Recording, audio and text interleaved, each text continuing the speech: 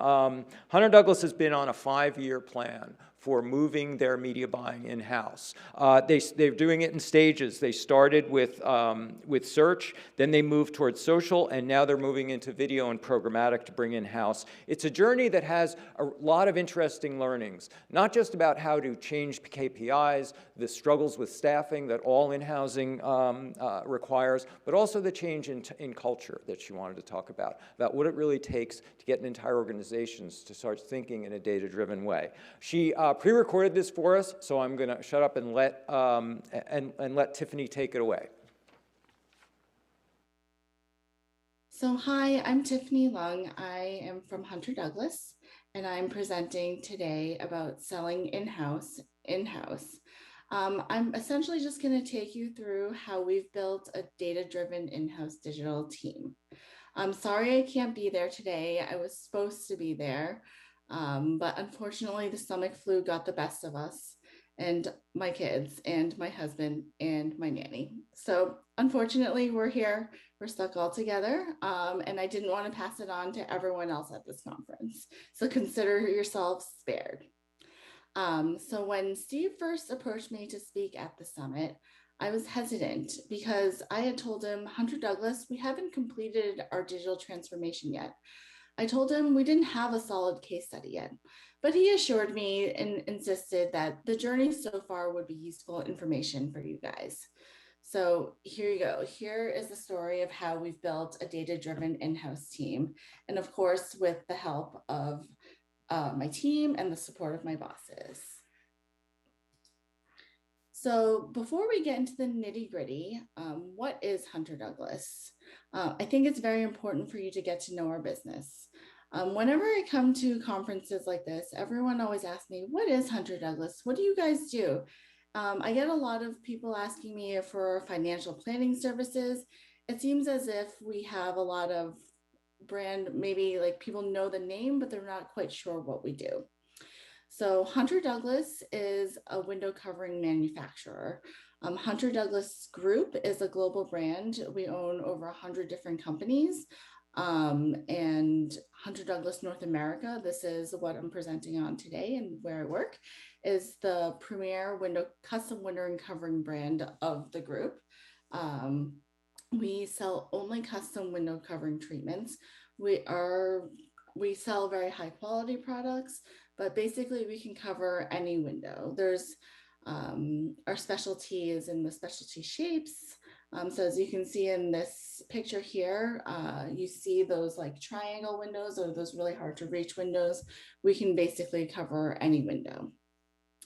So as I mentioned earlier, we don't sell directly to, as I mentioned earlier, we're a manufacturer, so we don't sell directly to consumers. We sell to a network of 10,000 independently owned and operated dealers.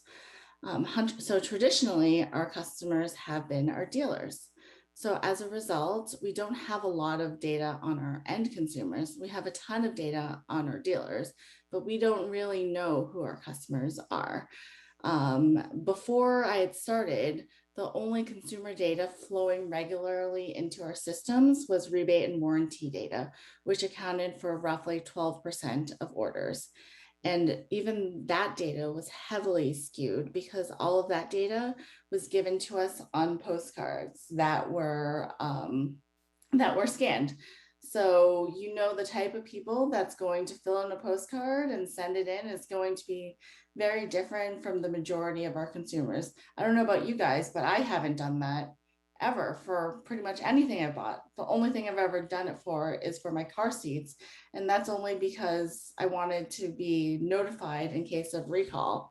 And that's only because I love my kids. I don't know if I would do it for anything else.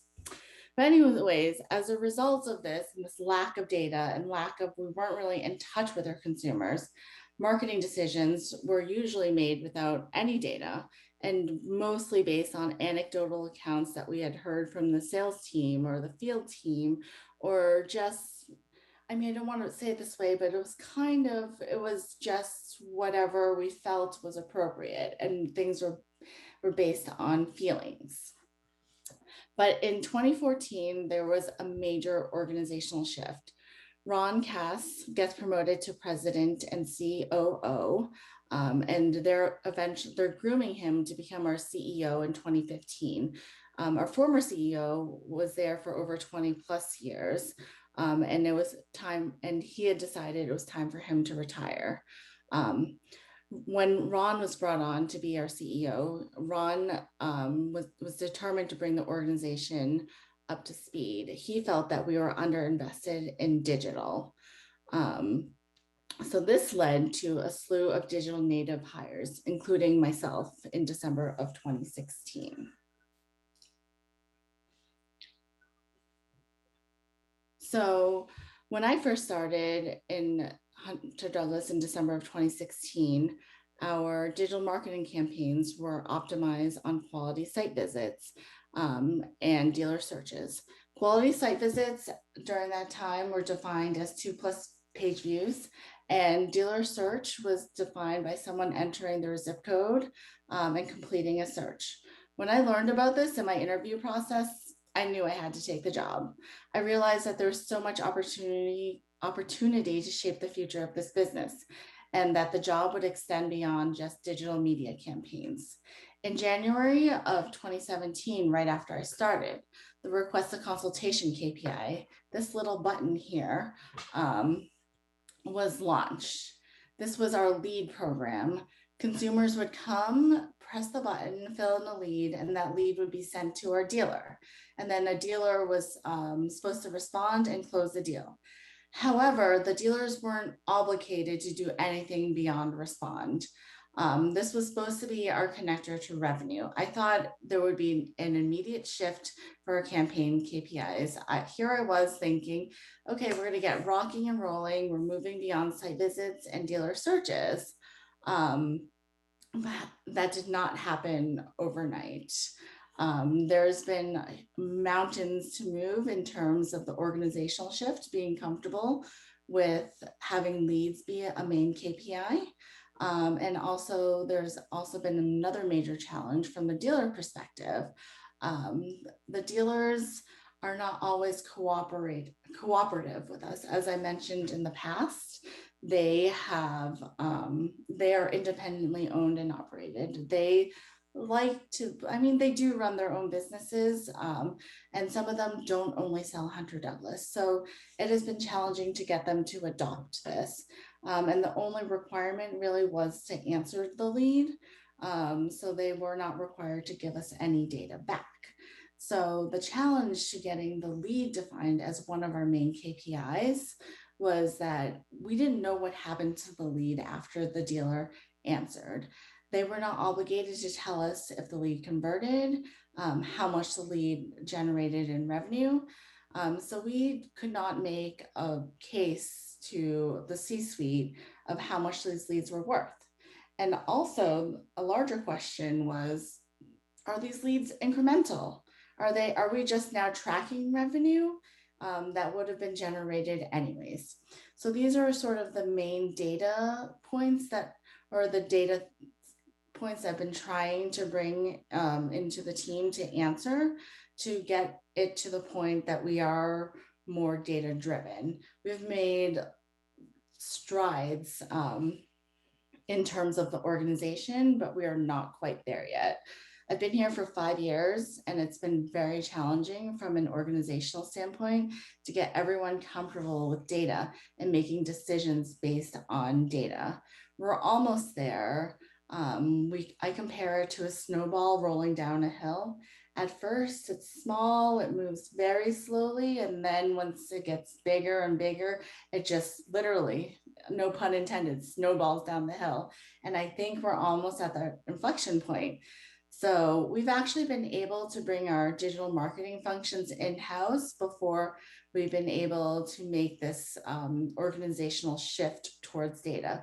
So hopefully next year I will be there in person, and I will be telling you about our data transformation, how we were able to change not only our marketing KPIs to from site visits and dealer searches to leads, but how we're able to, as an organization, to shift from just these sort of arbitrary metrics to metrics that are tied with revenue. So what have we completed so far? From a data perspective, I've been able to convince upper management that leads are now a main KPI.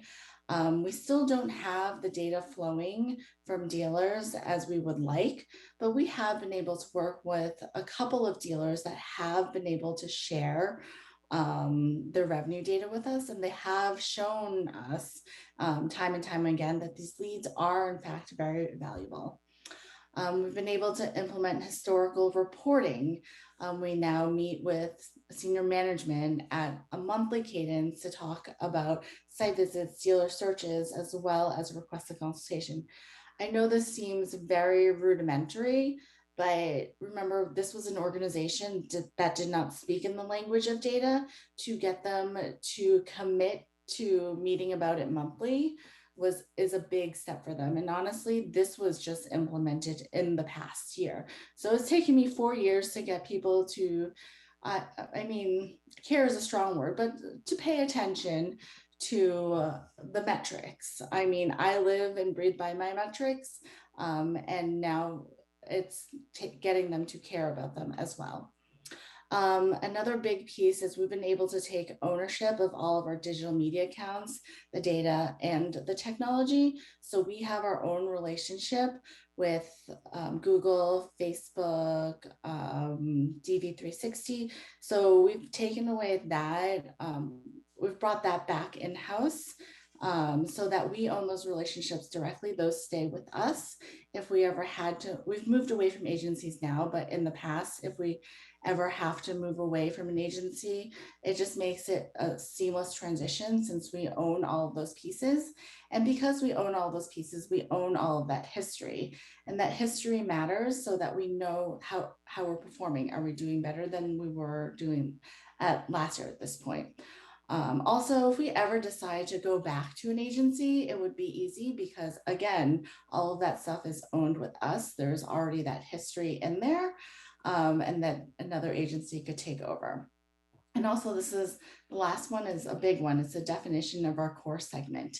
So in the past 5 years, even though we don't have the data piping in as I would like it to, we have been able to get anecdotal accounts, and we have had been able to get dealers sharing more consumer data, to the point where we were able to collect a larger amount of customer data that isn't skewed. So we didn't rely on rebate and warranty.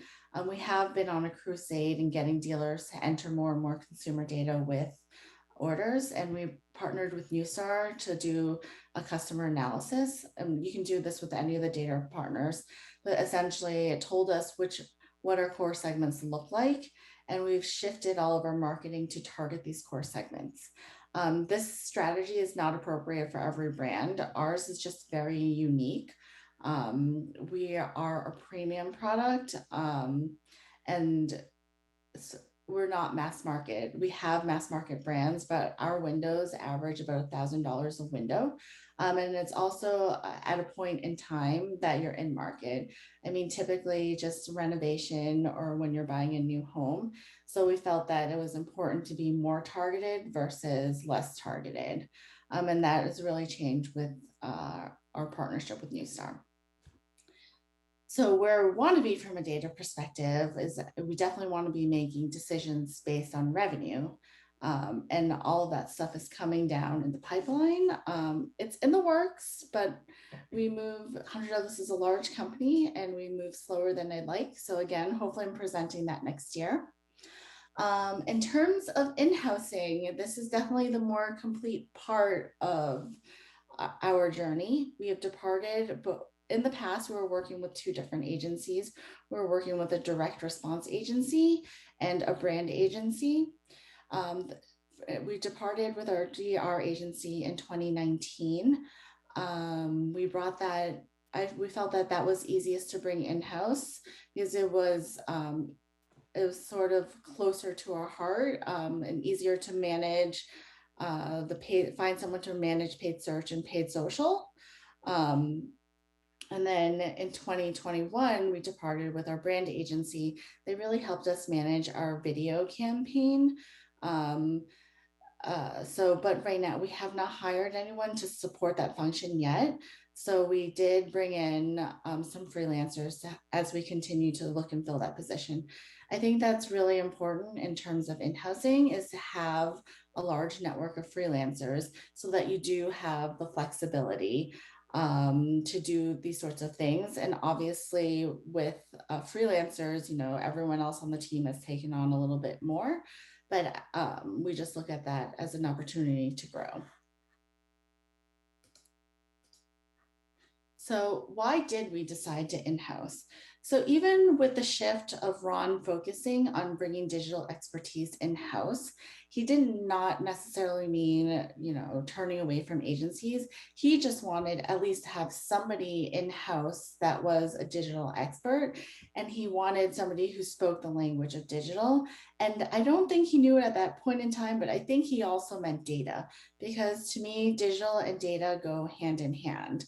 So, but ultimately the team here, so I decided with my manager that we wanted to go in-house. And there was just a couple of reasons for that. First was our agency fee now turns into media dollars. I know that this bullet point is highly contested because in theory, I worked agency side too. So I know working in agency, I always try to deliver the value of our agency fee. So I know in theory, this can be, it could be up in the air. But I think number two was control and ownership of our data and transparency. I wanted to be able to have that historical data. If anything happened, if the agency departed, or I'm not even kidding. One of our agencies, like they went out of business. So all of that historical data just went away with them. And then thirdly, we felt that the media team, would be better if it was 100% allocated to working in Hunter Douglas, if they lived and breathed our brand. It's because our business is not typical. We're not selling shoes, we're not selling handbags or makeup. It's very nuanced, and we felt that we needed somebody who really understood our business. And that's another major reason why we decided to in-house. And also, there's can be more time that can be spent on actual work versus reporting and presentations. As I mentioned, it took me a long time to even build up to those monthly presentations to senior management. So we spend very little time doing presentations. We spend most of our time optimizing, thinking about strategies, working on any new ways, keeping up to date with the industry. So that's why it's very important, I think, for these types of conferences to happen. So I think in terms of team development and getting somebody boots on the ground, it was just much easier for us to move in-house. And then the last point, so the first three bullet points I think are about pretty even in terms of importance. And the last one was really just campaign learnings across brands. I'd spoken about how Hunter Douglas actually owns 100 different companies. Being in-house, we've been able to share with our sister companies. We have been learning from them, and they've been learning from us. So in a sense, when we departed an agency, we didn't leave behind all expertise and all sort of outside voices. We still had the different companies to lean on. So and it's sometimes even better because whenever we have a down week in search, I'll ask one of our sister companies, hey, are you guys seeing that search volume isn't really converting? And they'll either confirm or deny. And that's typically what we got from the agency relationship. It's just that, this was more tailored to us. It's kind of like collusion in the marketplace. But so I felt that it was even more specific. Of course, we could do this with our agency relationships as well. But again, there's just the layers. You have to go through, the account people, then who get to the people who actually do the work. So we're kind of just cutting out all of those things and just sort of getting down to the nitty gritty. Everyone on the team knows how to run all these different campaigns. Everyone on the team goes into the interfaces and looks at the results every single day. And I think literally building this from the ground up has made the team better. So, sorry, next slide. What were the results? So this is just charting out our budget. Remember, we are, we are an old company, 100-year-old brand. Nothing really changes. At some point, it was decided that digital would be at this baseline budget. Here are the 2017, 2018, 2020 budgets.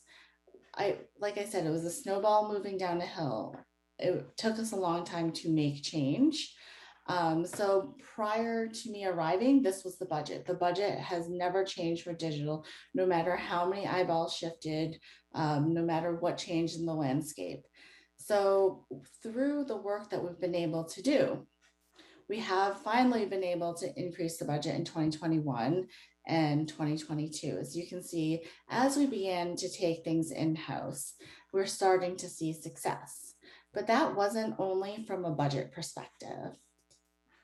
We also saw it from our actual results. So these were the leads. As you recall, we didn't have a lead program in 2016.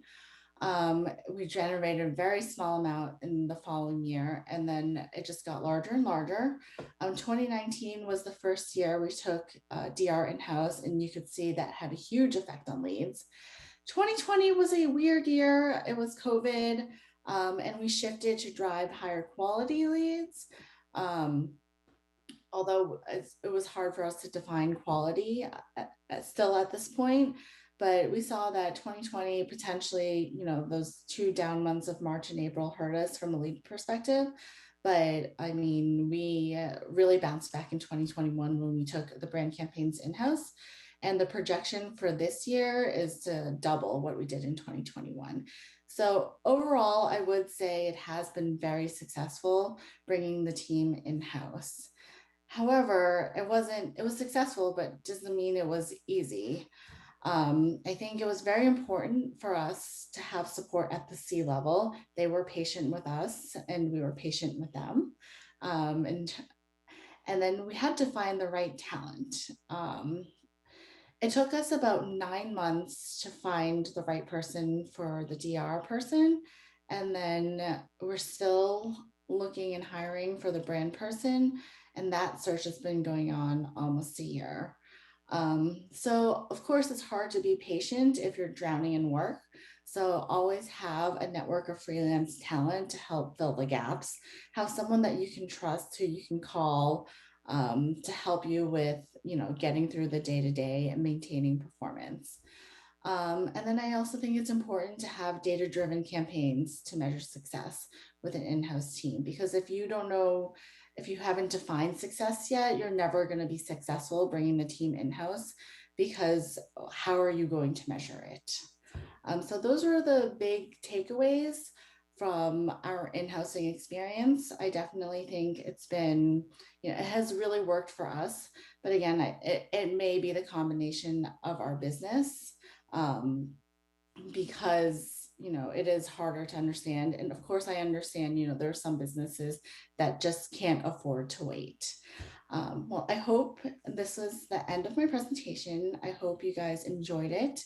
I think everyone can share. I think the folks at Media Post can share my contact information if you have any questions. And I hope you guys have lots of fun in Scottsdale. I'm in New York. It's cold and raining. So I really wish I was there.